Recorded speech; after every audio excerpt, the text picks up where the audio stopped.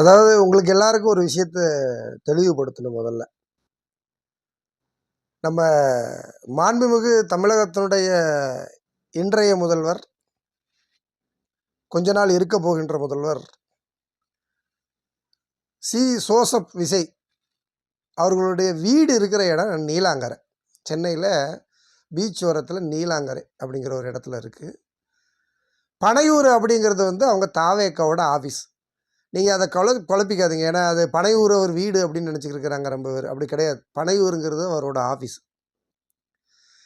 இப்போ அவர் எதுக்காக இதானே சொல்கிறேன்னா, வீடுங்கிறது தானே ஆஃபீஸ். இதையே விளக்கமாக சொல்கிறீங்கன்னா, அவர் வீட்டுக்குள்ளே யாரையுமே அனுமதிக்க மாட்டார்.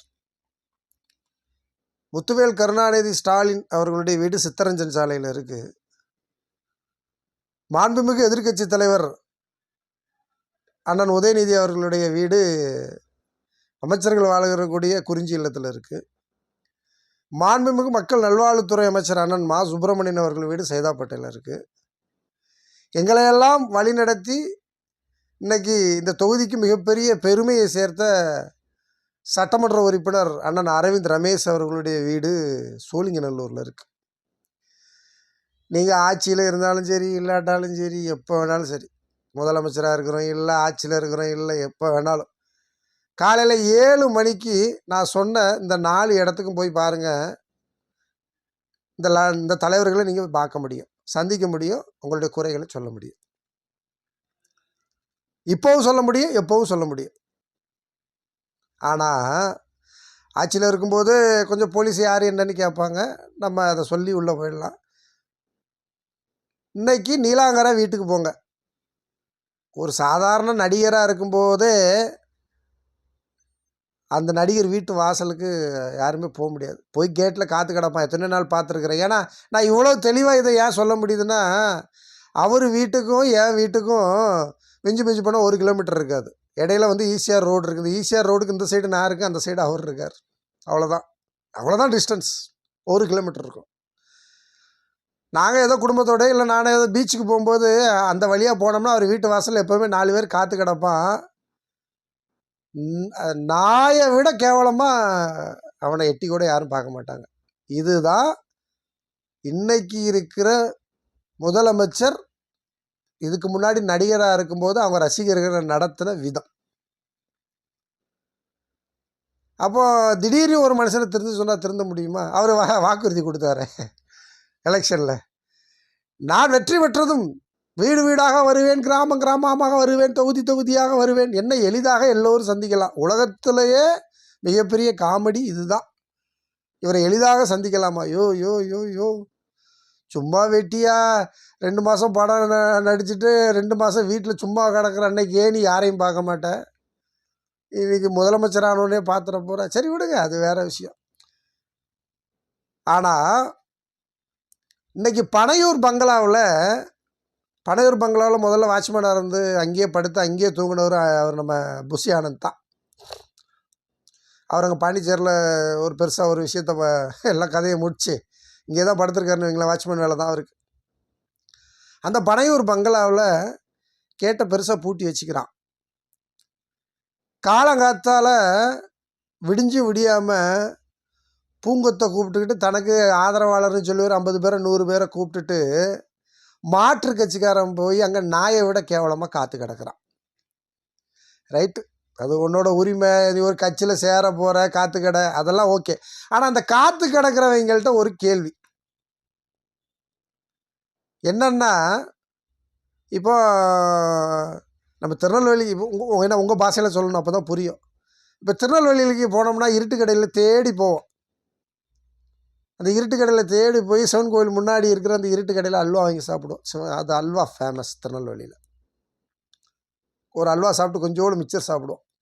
அது அந்த இணையே இருக்காது. அந்த சுவை அங்கே தான் கிடைக்கும், வேறு எங்கேயும் கிடைக்காது. இப்போ ஸ்ரீவில்லிபுத்தூர்னா பால்கோவா, உடன்குடி அப்படின்னா கருப்பட்டி, குறும்பூர்னா பரோட்டா சாப்பிட்ணுன்னு ரொம்ப ஆசைப்பட்டால் குறும்பூரில் தான் பரோட்டா போய் சாப்பிட்ணும். இதே மாதிரி ஒவ்வொரு ஊருக்கும் அங்கே இருக்கிற ஒரு பொருளுக்கும் ஆசைப்பட்டு அதனுடைய குவாலிட்டிக்காக அந்த குவாலிட்டிக்காக அந்த ஊரை தேடி போய் அதை வாங்கி சாப்பிட்றோம் இல்லையா? இப்போ அதே மாதிரி பனையூர் பங்களாவில் போய் காத்து கிடக்குறீங்களே அன்பு தமிழ் சொந்தங்களே, வாசலை கூட திறக்க மாட்டேறான், உங்களை நாயை விட கேவலமாக காத்து கிடக்குறான். பழைய மந்திரிகள், பழைய எம்எல்ஏக்கள் வீடியோவில் பார்க்கும்போது அசிங்கமாக இருக்கியா, அசிங்கமாக இருக்கியா?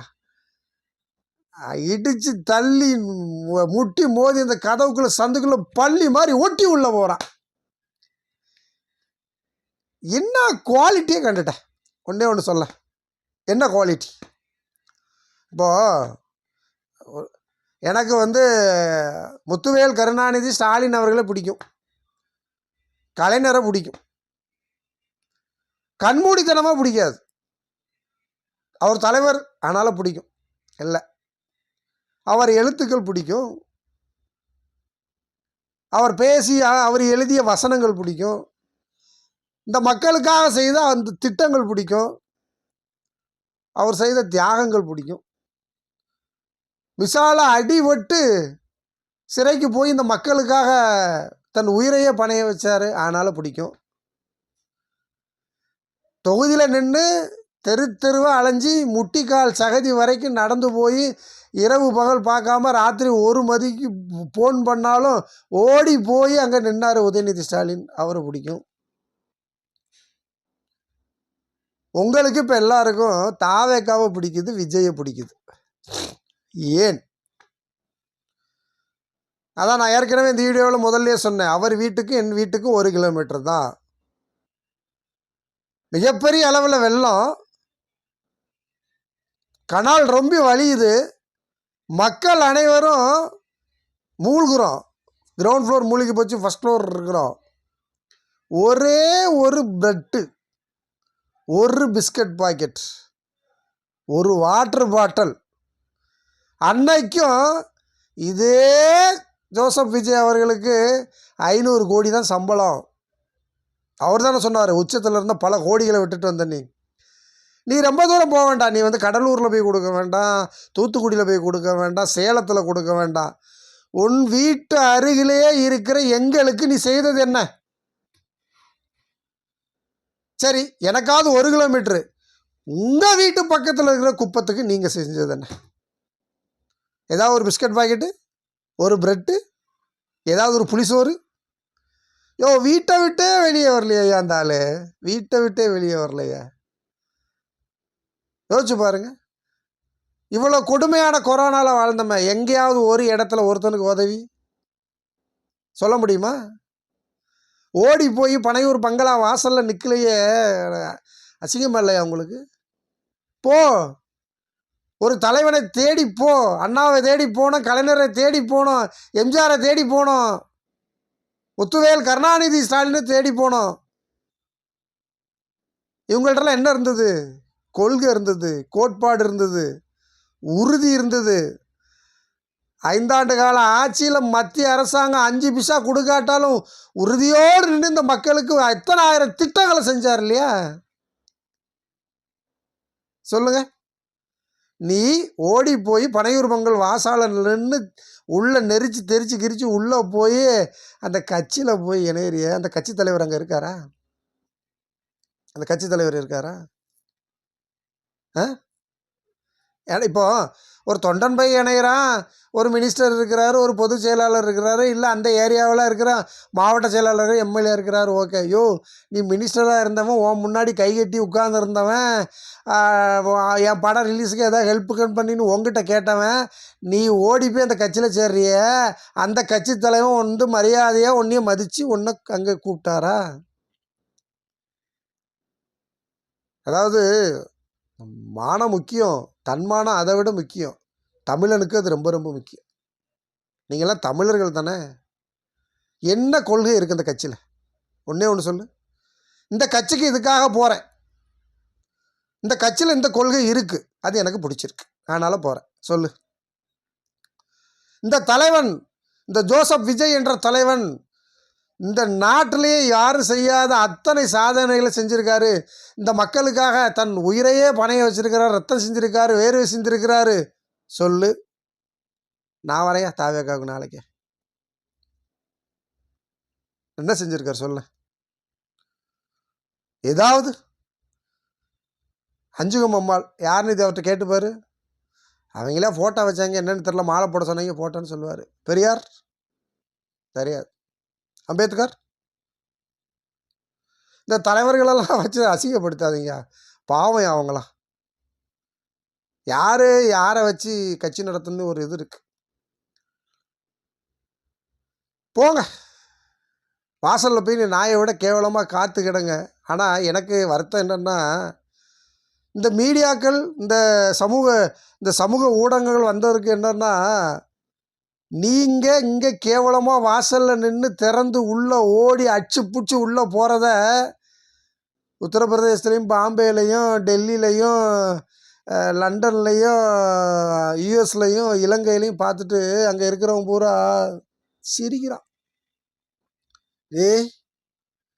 என்னடா இது, எதுவுமே பண்ணாமல் மக்களுக்கு எந்த பணியும் செய்யாமல் வெறும் சினிமாவில் மட்டும் நடிச்சிருந்தா போதும் போலையாடா, நம்மளும் பெரிய அரசியல் லீடர் ஆயிடலாம், சிஎம் ஆயிடலாமேன்னு சிரிக்கிறாங்க. உங்களுடைய இந்த கீழ்த்தரமான செயலை பார்த்து சிரிக்கிறாங்க. ஒரு கட்சிக்கு போ, ஒரு இடத்துக்கு போ, உனக்கு பிடிச்சிருக்கு போகிற, அதை இல்லைன்னு சொல்ல வரல, ஆனால் அதற்கு சரியான காரணத்தை எடுத்துகிட்டு போ. இப்போது 4 எம்எல்ஏ ரிசைன் பண்ணி போனாங்க, அவங்களுக்கு ஒரு காரணம் இருக்குல்ல, சரியான காரணம் இருக்குது. இப்போ அவங்க கூட சொல்கிறாங்க, அதாவது எங்களுக்கு தாவேக்கா எதுவும் தரவில்லை, நாங்கள் தாவேக்கா கிட்ட எதுவும் வாங்கவில்லை. இப்போ உங்கள்கிட்ட யார் கேட்டா? எங்கள் அப்பா குதிரைக்குள்ள நீயே சொல்கிறியாம்மா? உங்கள்கிட்ட யார் கேட்டா? தாவேக்கா உனக்கு காசு கொடுத்துச்சுன்னு யாராவது கேட்டாங்களா? இல்லை நீ எவ்வளோ வாங்கணுன்னு கேட்டாங்களா?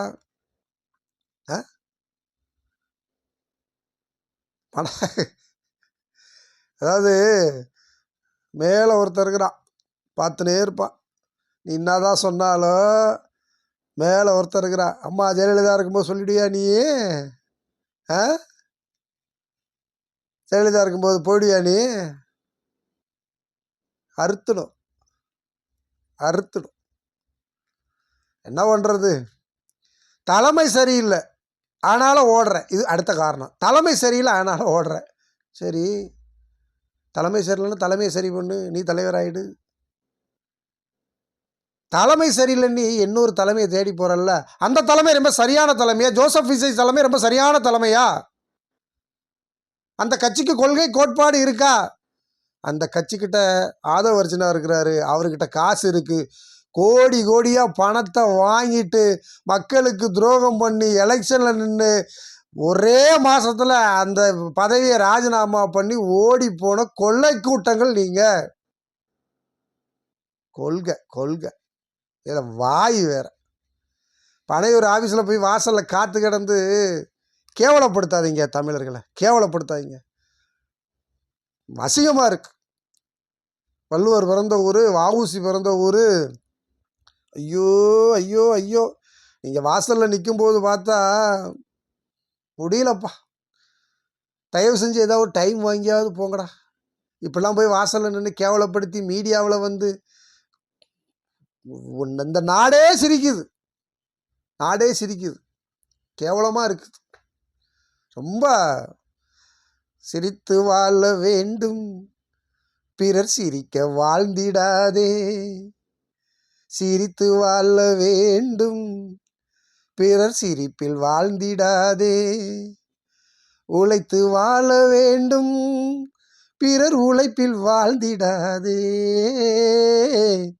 சிரித்து வாழ வேண்டும். இந்த நாடே சிரிக்கிற அளவுக்கு பனையூர் வாசல்ல போய் நிற்காதே.